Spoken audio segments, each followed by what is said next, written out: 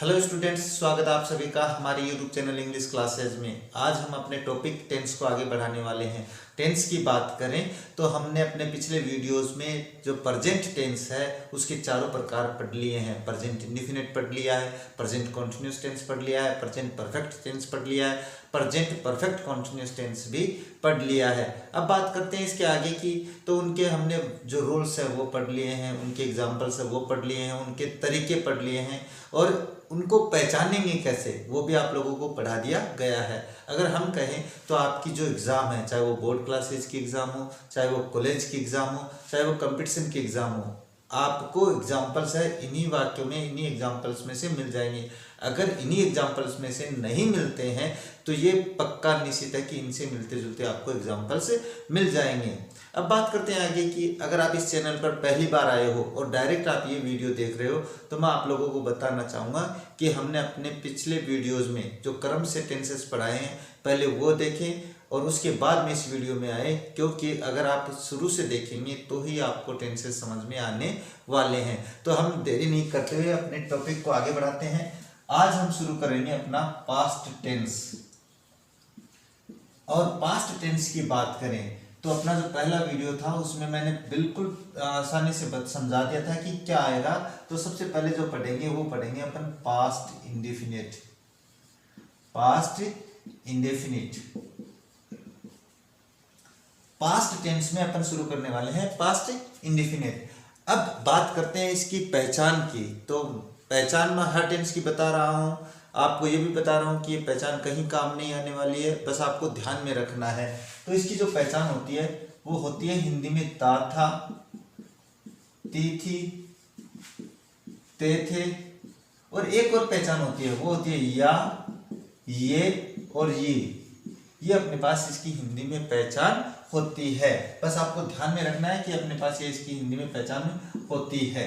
अब बात करते हैं इसके नियमों की, यानी रूल्स की। रूल्स का मतलब इनके तरीकों की, यानी एक प्रेजेंट पास्ट इंडेफिनिट जो टेंस है वो कितने तरीकों से बनता है। और तरीके अपन ने देख रखे हैं, प्रत्येक टेंस में अपन ने वही देखा है कि तरीके जो होते हैं वो एक तो होता है सिंपल तरीका होता है कि एक वाक्य को सिंपल तरीके से बनाते हैं, और सिंपल तरीके से बनाए तो जो पास्ट इंडेफिनिट होता है इसका सिंपल वाक्य का रूल होता है सब्जेक्ट प्लस वर्ब की सेकंड फॉर्म प्लस ऑब्जेक्ट। एक बात इस एग्जांपल के बारे में बता देते हैं कि आपके पास केवल एक यही एग्जांपल है, केवल एक यही वाक्य है जहां पे आप वर्ब की सेकंड फॉर्म का प्रयोग करते हो। इसके अलावा इसका प्रयोग कहीं पर भी नहीं होता है। अब बात करते हैं इसके नेगेटिव की। तो इसमें अपने पास हेल्पिंग वर्ब तो आई नहीं है, इसमें कोई हेल्पिंग वर्ब नहीं है। और हमने अपने पिछले वीडियोस में बात कर लिया है कि अगर वाक्य को नेगेटिव बनाना है तो आपके पास हेल्पिंग वर्ब होना जरूरी है। तो हेल्प कैसे बनता है हेल्पिंग वर्ब से? हेल्पिंग वर्ब से इस तरीके से बनता है कि हेल्पिंग वर्ब के जस्ट बाद में नोट लगाएंगे तो वाक्य नेगेटिव बन जाता है। तो इसमें कोई हेल्पिंग वर्ब नहीं है। तो मैंने एक बार अपने जो प्रेजेंट इंडेफिनिट चला था तो उसमें मैंने 3 हेल्पिंग वर्ब बताई थी, डू, डज और डिड। मैंने ये हेल्पिंग वर्ब बताई थी। ये वो हेल्पिंग वर्ब है जिनको अपन प्राइमरी वर्ब के नाम से जानते हैं। इनको अपन ने प्रेजेंट टेंस में, प्रेजेंट इंडेफिनिट में काम में ले लिया था और इसके बारे में बहुत ही अच्छे से चर्चा हो गई थी। अब बात करते हैं इसकी। तो इसके बारे में मैंने उसी टाइम पे बता दिया था कि इसका प्रयोग आपको कहाँ पे करना है। इसका प्रयोग आपको पास्ट इंडेफिनिट टेंस में करना है। तो अपने पास जैसे सब्जेक्ट हो गया तो इसकी जो हेल्पिंग वर्ब होगी वो होगी डिड, और हेल्पिंग वर्ब के जस्ट बाद में नोट लगा देंगे तो वाक्य नेगेटिव बन जाता है और इसके बाद में ऑब्जेक्ट आ जाएगा। अब बात करते हैं इसके इंटेरोगेटिव।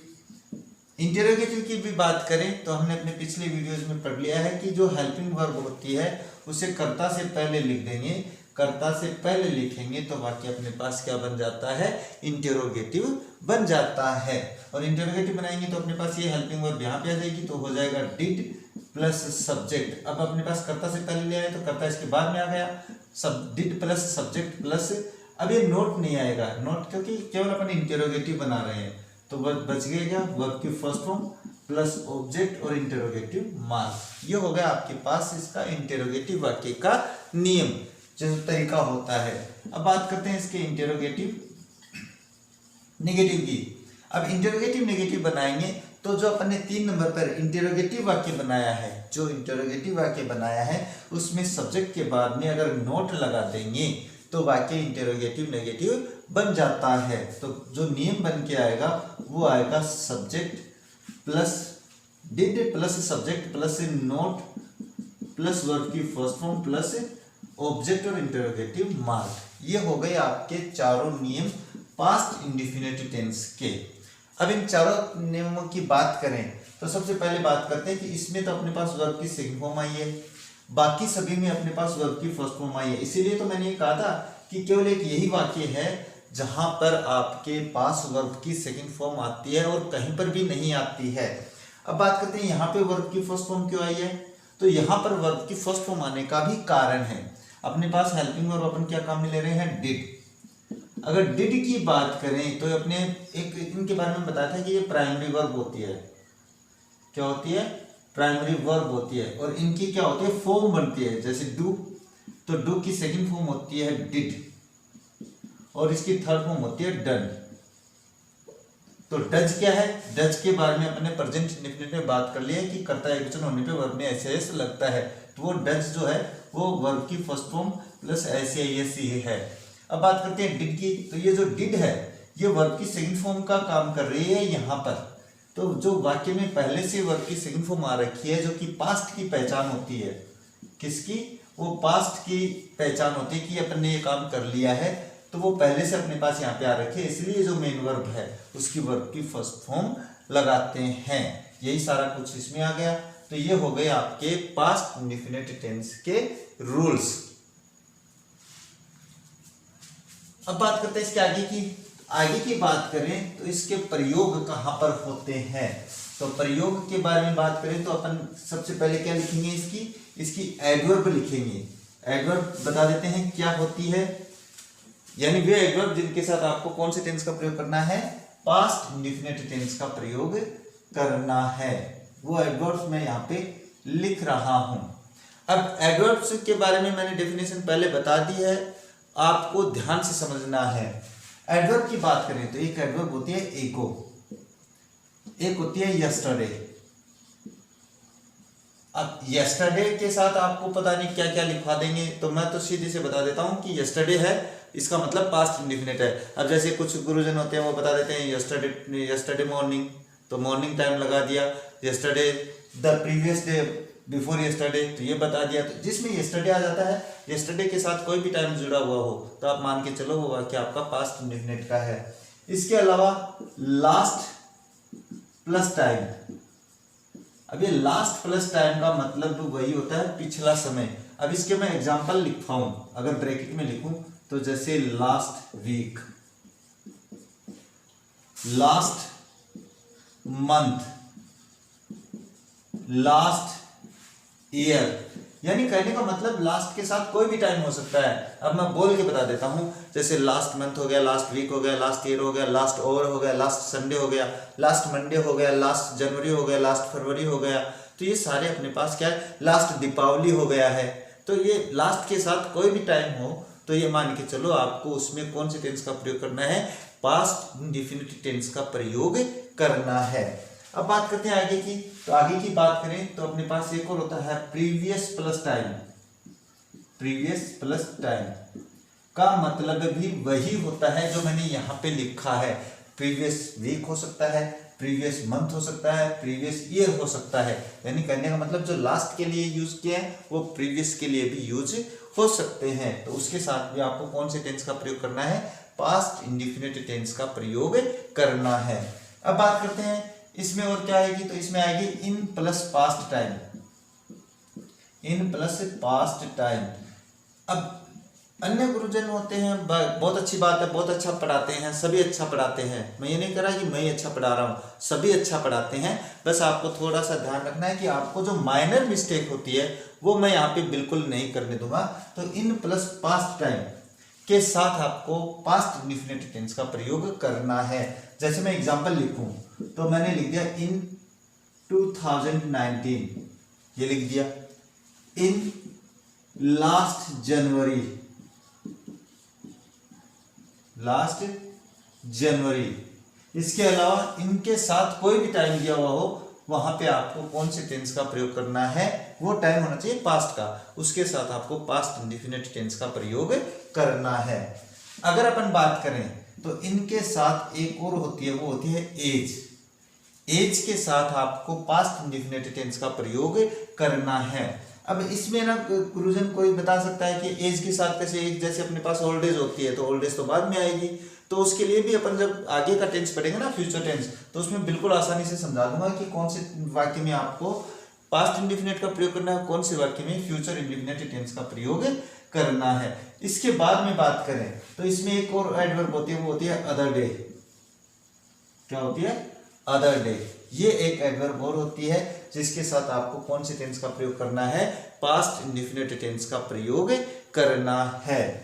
अब बात करते हैं कहीं और पर भी होता है क्या, तो मैं एक नोट लिखवा देता हूं और ये मान के चलिए आपका एग्जाम में एग्जाम्पल बिल्कुल इसी नियम पे आएगा। ये 100% है, जो अब नियम लिख रहे हैं, जो अपन बात लिख रहे हैं, जो नोट लिख रहे हैं, ये गारंटी के साथ है कि आपका एग्जाम्पल इसी पे होगा। आपके पास 3 कंजक्शन है, एज, व्हेन, व्हाइल। जब दो वाक्य इन कंजक्शन से जुड़े हों तथा एक कार्य के बाद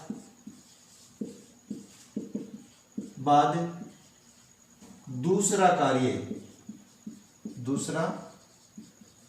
कार्य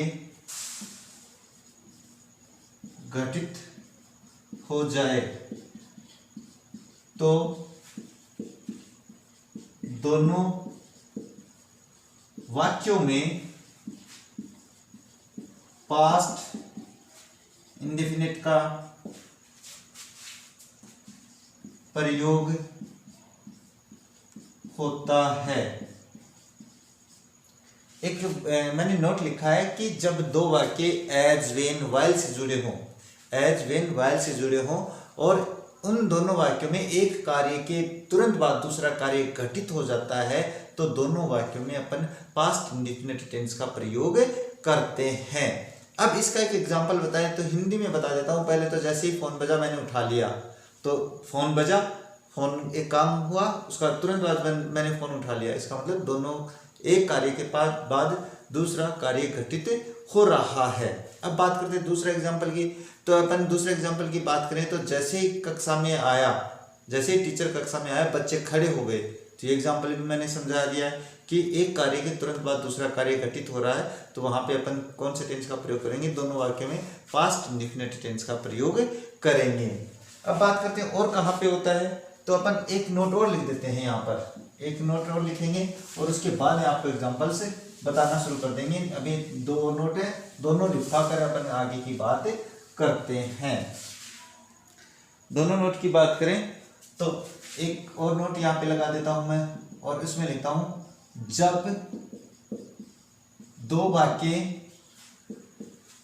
व्हेन और व्हाइल, इसमें मैंने एज छोड़ दिया है, दो वाक्य व्हेन व्हाइल से जुड़े हों तथा एक वाक्य का कार्य पहले से चल रहा हो तथा दूसरे वाक्य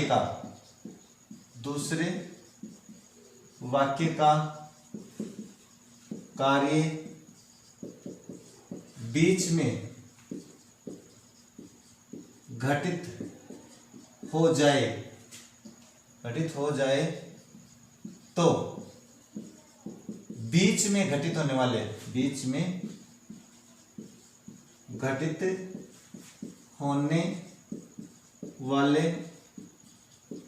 कार्य के साथ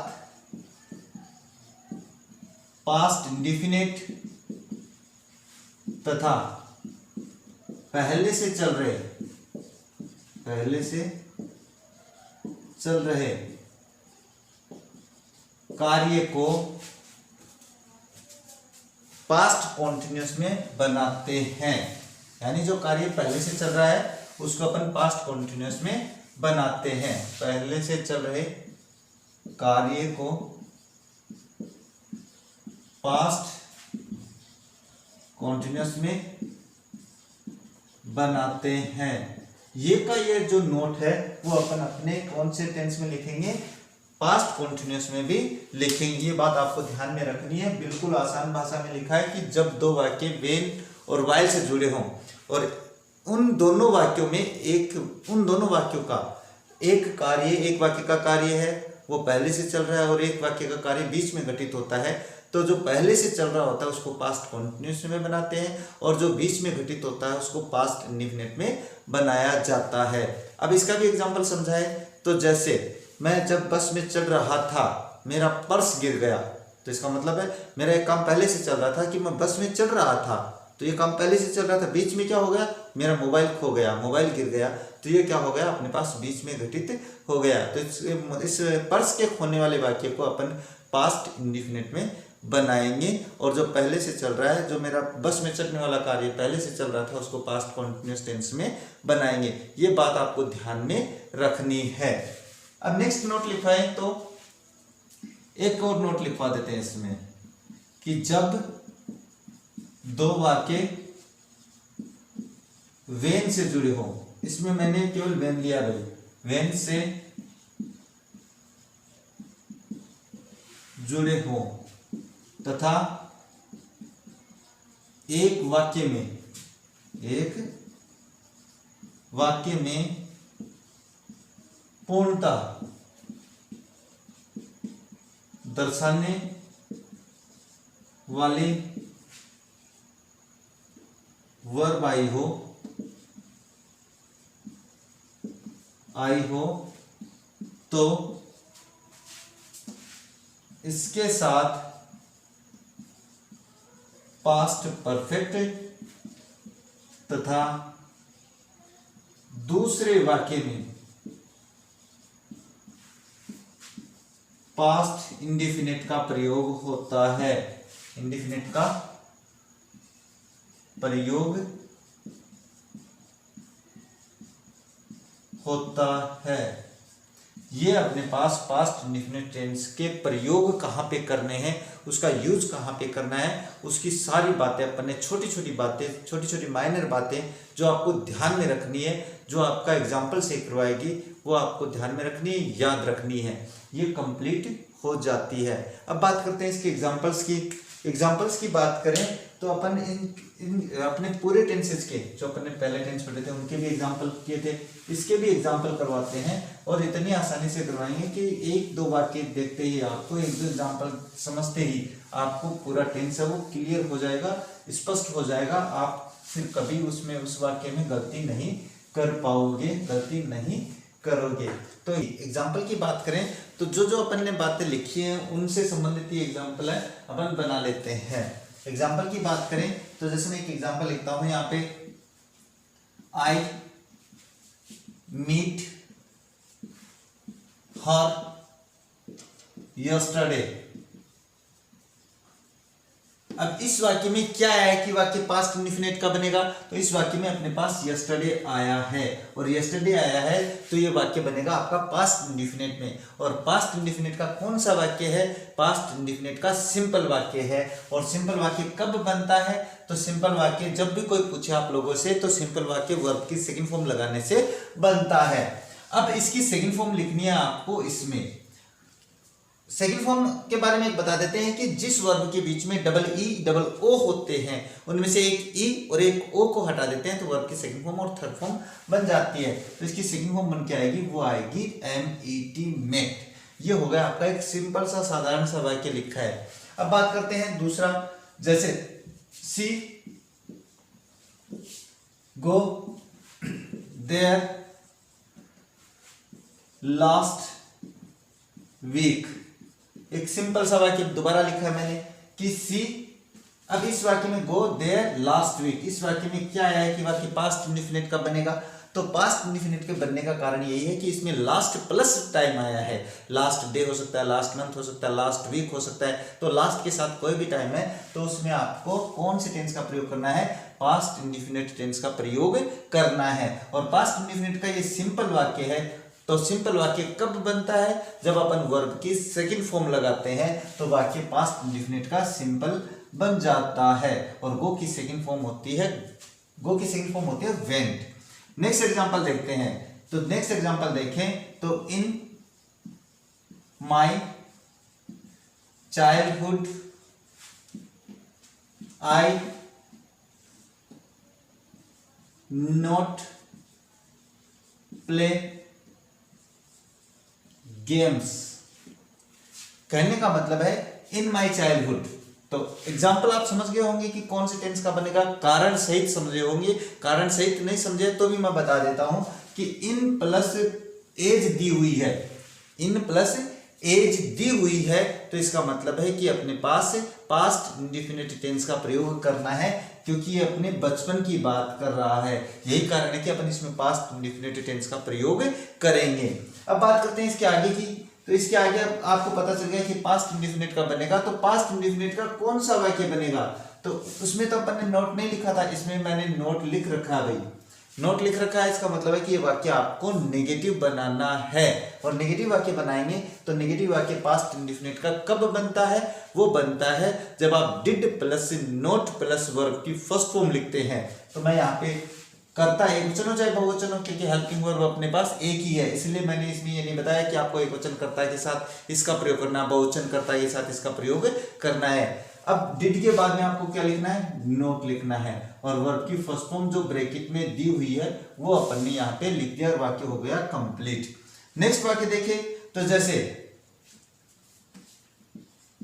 space you join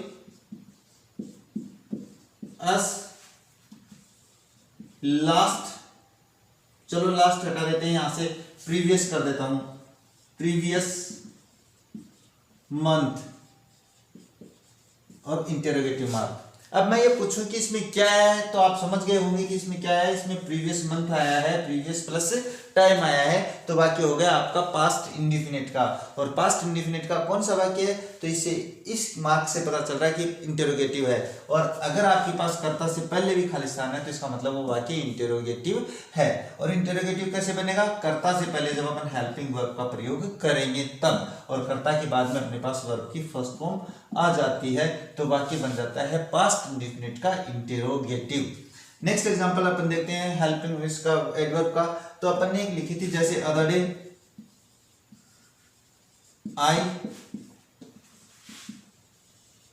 call you, एक सिंपल सा वाक्य लिखा है, अदर डे आया है, इसका मतलब टेंस हो गया पास्ट इंडेफिनिट। पास्ट इंडेफिनिट का सिंपल वाक्य, और सिंपल वाक्य है तो आपको कैसे बनाना है? वर्ब की सेकंड फॉर्म लगाकर ही वाक्य बना देना है। सिंपल वाक्य में अपन क्या करते हैं? केवल वर्ब की सेकंड फॉर्म लिखते हैं। तो ये एग्जाम्पल आप चाहे कितने भी लिखवा लो मेरे से, मैं एग्जाम्पल आप जितने कहोगे उतने एग्जाम्पल लिखवा सकता हूं, लेकिन आपको समझना आपको यह है कि जो मैंने बातें लिखवा दी हैं उन वाक्यों के बारे में, पास्ट इंडेफिनिट के बारे में, बस आपको तो वो याद रखना है। एग्जाम्पल तो आप खुद भी कर लोगे।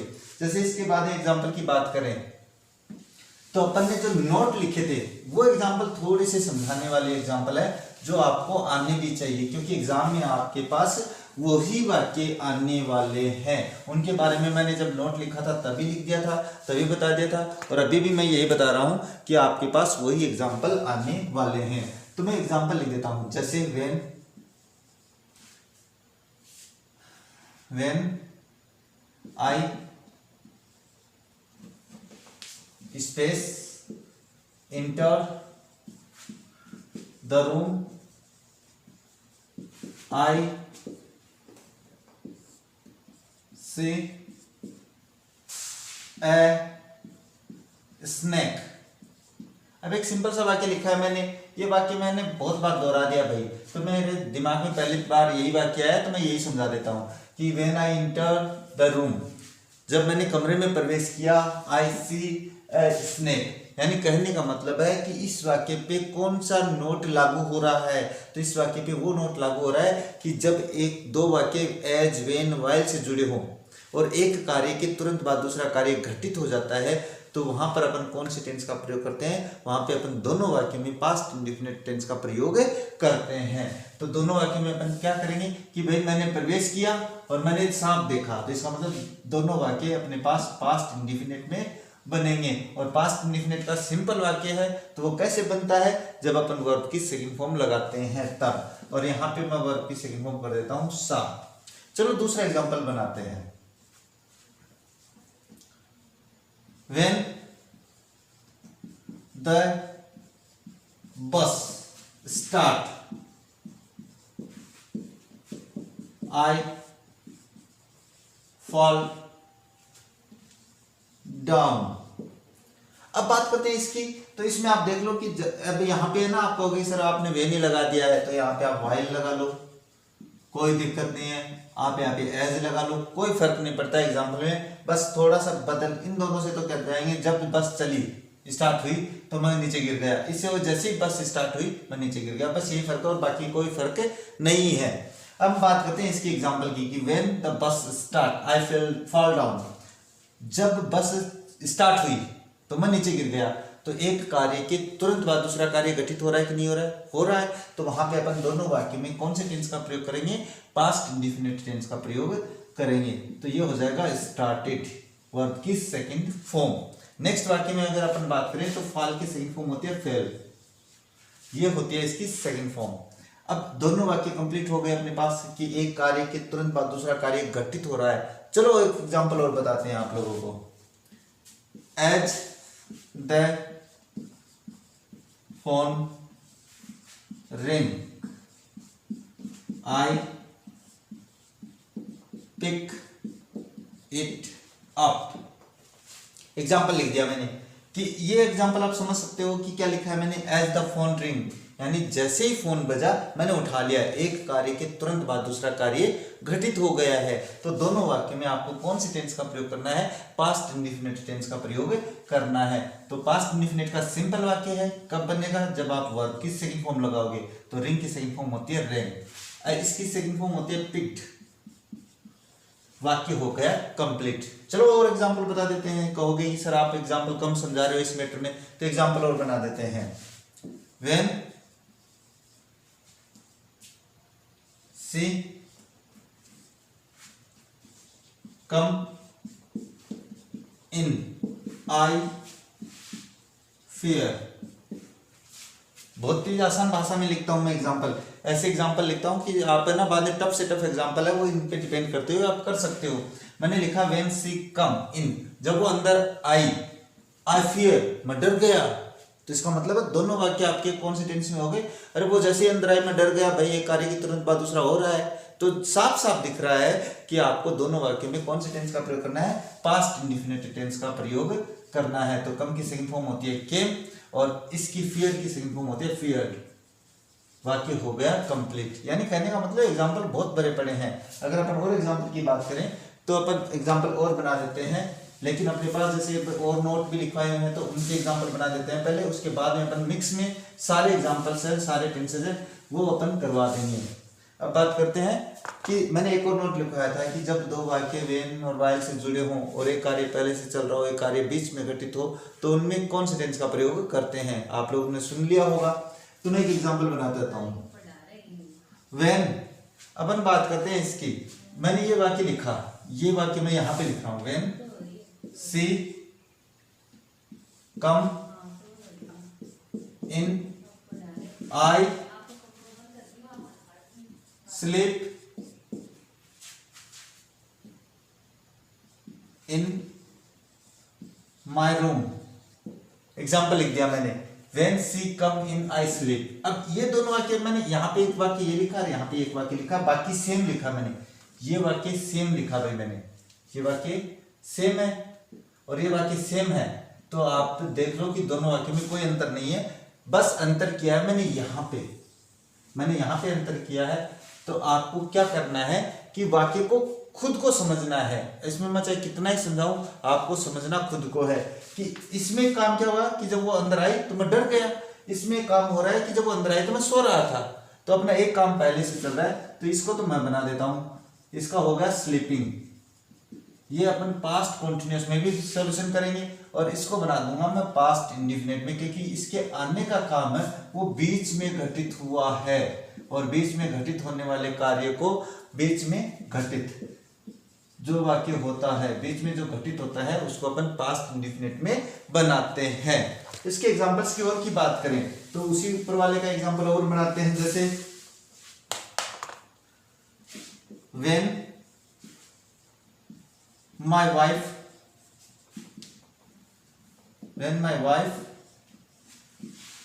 call me, I teach you। अब एग्जाम्पल समझ गए होंगे, क्योंकि मैं एग्जाम्पल तभी लिख देता हूं, उसी हर चीज में बना देता हूं जो मेरे साथ घटित होती है। तो ये वाक्य मैं क्यों बना रहा हूं, क्योंकि आप लोगों को पता चल गया होगा, मुझे बाहर से आवाज आ गई होगी तो सर ने बस ये एग्जाम्पल बना दिया है। तो भाई आदेश तो मानना ही पड़ता है, तो आदेश मानेंगे। चलो अपन आदेश बाद में मानेंगे, पहले अपन ये पढ़ेंगे। तो when my wife call me I teach you, यानी जब मेरी पत्नी ने मुझे बुलाया तो मैं क्या कर रहा था, मैं तुम लोगों को पढ़ा रहा था। लेकिन पढ़ाना तो छोड़ना पड़ेगा फिर। अब पढ़ाना छोड़ेंगे कब, पहले एग्जाम्पल पूरा करेंगे तब छोड़ेंगे। अब मैं यहाँ पे लिख देता हूं कि ये तो कार्य हो गया बीच में घटित, कि मैं पढ़ा रहा था और बीच में घटित क्या हो गया, अपने पास से वाइफ के बुलाने का कार्य। तो इसको तो मैं बना देता हूँ पास्ट इंडेफिनिट में और इसको बना देता हूँ मैं पास्ट कॉन्टिन्यूअस में, वॉज टीचिंग। ये हो गया वाक्य कंप्लीट। नेक्स्ट अपन बात करें, दूसरा वाक्य बनाए तो व्हेन माय वाइफ, अब ये वाइफ पे आ रहे हैं एग्जांपल, तो वाइफ पे बना देते हैं, कोई दिक्कत नहीं है। हस्बैंड पे आएंगे तो हस्बैंड में बना देंगे। My wife finish the work she go out. अब ये एग्जांपल अपन दूसरा समझाते हैं। तो मैंने एक वाक्य लिखवाया था, तीसरा नोट लिखवाया था कि जब दो वाक्य वेन से जुड़े हों और एक कार्य में पूर्णता दर्शाने वाली, पूर्णता कौन सी वर्ग दर्शाती है, पूर्णता वो वर्ग दर्शाती है जो आपके पास कार्य की समाप्ति दिखाती है। जैसे फिनिश तो समाप्त हो गया है कार्य, कंप्लीट पूर्ण हो गया है वाक्य। अब इसके अलावा कार्य और स्टॉप रुक गया है, तब अपन वहां पे अपन कौन से टेंस का प्रयोग करेंगे, पूर्णता दर्शाने वाली वर्ब के साथ आपको पास्ट परफेक्ट का। जब अपन पास्ट परफेक्ट में आएंगे तब भी ये बात बताएंगे, बिल्कुल आसानी से समझ जाओगे। उस टाइम पर हैड फिनिश मैं कर देता हूं। और दूसरे वाले वाक्य में तो दूसरा ये रहा आपके पास वाक्य, यहां से शुरू हो रहा है तो इसमें अपन वर्ब की सेकंड फॉर्म लगा देंगे तो वाक्य पास्ट इंडेफिनिट का बन जाएगा। अब इसी का एग्जांपल एक और बता देते हैं भैया, जैसे अपने पास I start my journey when it stop the rain. अब ये वाक्य मैंने लिख दिया है। अब दो वाक्य किससे जुड़े हुए हैं, वेन से जुड़े हुए हैं। वेन से जुड़े हुए हैं तो आपको ये देखना है कि आई स्टार्ट है और यहाँ पे स्टॉप आ रखी है। स्टॉप यानी पूर्णता दर्शा रही है कि रुक गई। यहाँ पे बारिश है, जब वो रुक चुकी थी तो चुका था, चुकी थी, चुके थे, तो स्टॉप के साथ अपने पास कार्य पूर्ण हो रहा है। पूर्ण हो रहा है तो इसको तो बनाएंगे अपन पास्ट परफेक्ट में, स्टॉप्ड। और इस दूसरे वाले वाक्य को जो अपन बीच में अपने कार्य कर रहे हैं, दूसरा कार्य हो रहा है, इसको बना देंगे अपन पास्ट इंडेफिनिट में। तो वाक्य हो गया आपका पास्ट इंडेफिनिट का कंप्लीट। अब बात करते हैं इसके आगे की, तो अपना जो टेंस है वो यहाँ पे हो जाता है कंप्लीट। अब इसके अलावा और एग्जांपल आपको चाहिए, आपको और कुछ समझना है इस टेंस के बारे में, तो आप हमें वीडियो में नीचे कमेंट करके बता सकते हो कि सर हमें ये नहीं समझ में आया है, ये नहीं समझ में आया है। आपकी हर समस्या का समाधान किया जाएगा।